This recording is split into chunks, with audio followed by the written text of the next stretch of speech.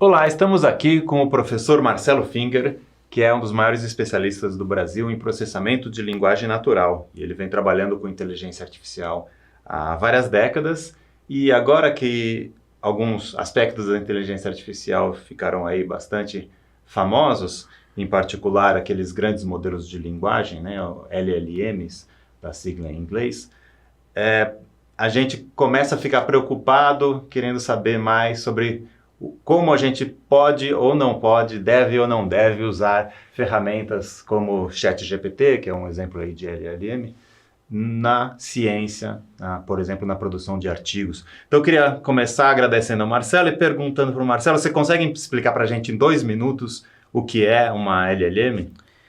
Obrigado, Fábio. Obrigado pela oportunidade de falar com você aqui. Bom, uma LLM ou um grande modelo de linguagem é um pré-processador de texto. Existem 2 tipos de LLM. O primeiro tipo a gente chama de codificador. Você transforma o texto num código, depois usa esse código, por exemplo, para classificar se tem alguma expressão ofensiva naquele texto ou para extrair alguma informação importante daquele texto. O segundo tipo de LLM é o LLM decodificador. É, na verdade, aquele que gera texto. Ele pega ou um texto já existente ou a saída de um codificador e gera um texto a partir desse. O decodificador é a base daquilo que a gente chama de inteligência artificial gerativa, em que ele vai gerando um texto palavra a palavra e a cada momento ele vai vendo qual é a palavra mais adequada ou mais provável para colocar e ir completando a frase até que no final de várias frases ou vários parágrafos ele gera um sinal de que acabou. Uhum. Ok. E quais usos de LLMs você considera que seria aceitável para a escrita de um artigo científico, por exemplo? LLMs do tipo gerador, IA gerativa, eles são bons processadores de texto. Então, por exemplo, eu tinha um aluno que chegou para mim e falou, professor, eu estou travado, eu não consigo escrever, eu só tenho umas anotações aqui, alguns bullets que eu gostaria de desenvolver. Eu falei, ótimo, coloca esses bullets no ChatGPT ou numa outra LLM qualquer e pede para ele gerar um parágrafo. Ou se você tem um parágrafo que você acha que não está claro, não está bom, como é que isso ficaria mais formal ou mais expressivo? Ou se você tem limitação de espaço, você queria condensar essas mesmas ideias e pede para uma LLM para compactar o texto. Em todos esses casos, a gente está fazendo algo que é processar o texto. Nós já temos as ideias, nós já temos o texto e nós estamos transformando esse texto em algo que, digamos, tem uma melhor qualidade de comunicação. Essas são atividades que eu acho bastante oportunas à utilização da LLM. E o que você considera inapropriado do uso de LLMs num artigo científico e que prejuízos o mau uso das LLMs podem trazer? Em geral, a LLM não é um oráculo. Então, se você faz alguma pergunta aberta para ela, ela pode dizer qualquer coisa. O pessoal chama que ela pode alucinar. Eu prefiro dizer que ela está sendo um parvo ou ela está gerando parvoices, tá? Porque ela gera os textos sem qualquer preocupação com o conteúdo. Se você der um texto com conteúdo antes, você pede para ela transformar o texto, você depois, obviamente, vai verificar se nada do conteúdo foi perdido. Agora, se você não sabe a resposta, e você faz uma pergunta para a LLM, ela pode dizer qualquer coisa, porque ela é feita para gerar frases coerentes, tá? A mesma coerência ela pode dizer que agora é de dia, e a mesma coerência ela pode dizer que agora não é de dia. São frases que têm uma coerência interna, e a LLM, obviamente, não sabe qual das duas é a verdadeira, tá? Então, por exemplo, você perguntar qual a melhor metodologia para resolver um determinado problema, um problema científico, ela vai dizer alguma coisa, ela não sabe do que está falando, e se você não conhece metodologia, você não sabe se aquela metodologia lá é adequada. E de repente você vai e segue a metodologia descabida sugerida pela LLM e você vai estar fazendo um trabalho científico sem a metodologia adequada. Então é terrível.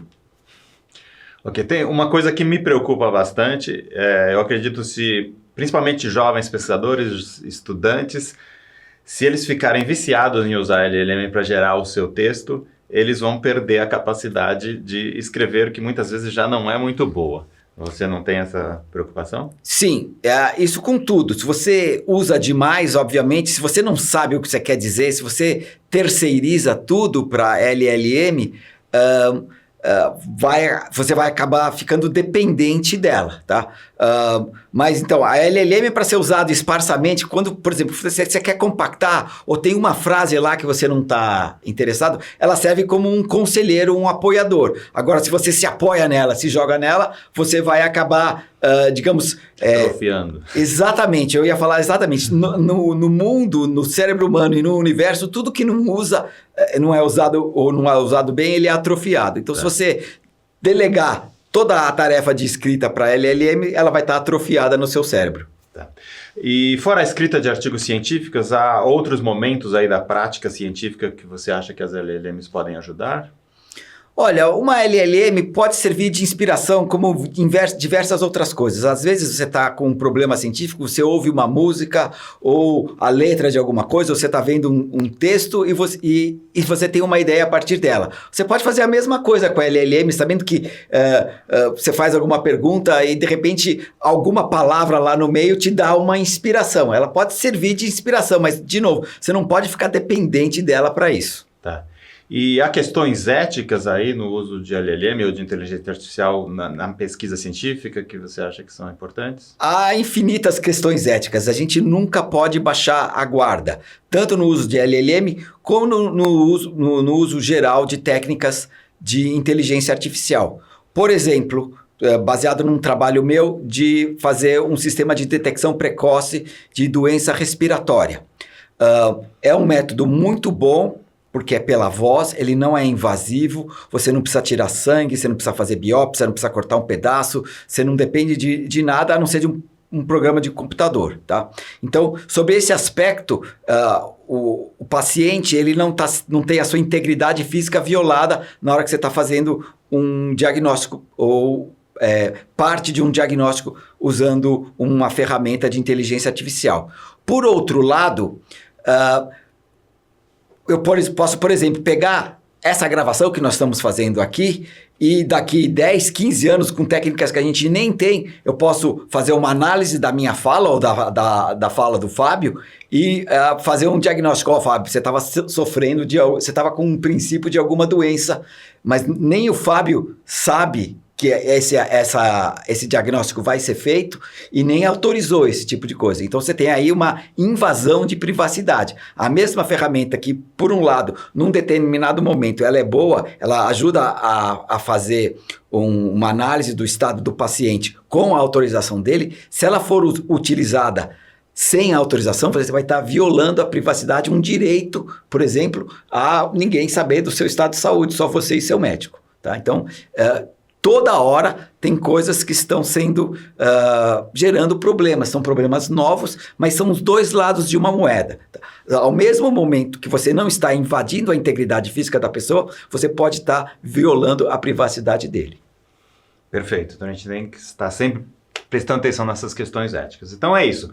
Podem usar LLM, mas com moderação, cuidado para não atrofiar o seu cérebro. Então, obrigado, Marcelo. Você tem alguma consideração final para fazer? Não, a gente nunca pode baixar a guarda. A gente vai aprendendo a usar, vai criando técnicas para usar, o mundo ainda está todo aí para ser explorado, mas sempre precisa ficar pensando, o que é que pode dar errado se eu fizer isso? Essa é a pergunta principal que a gente tem que fazer. Então, valeu. Obrigado.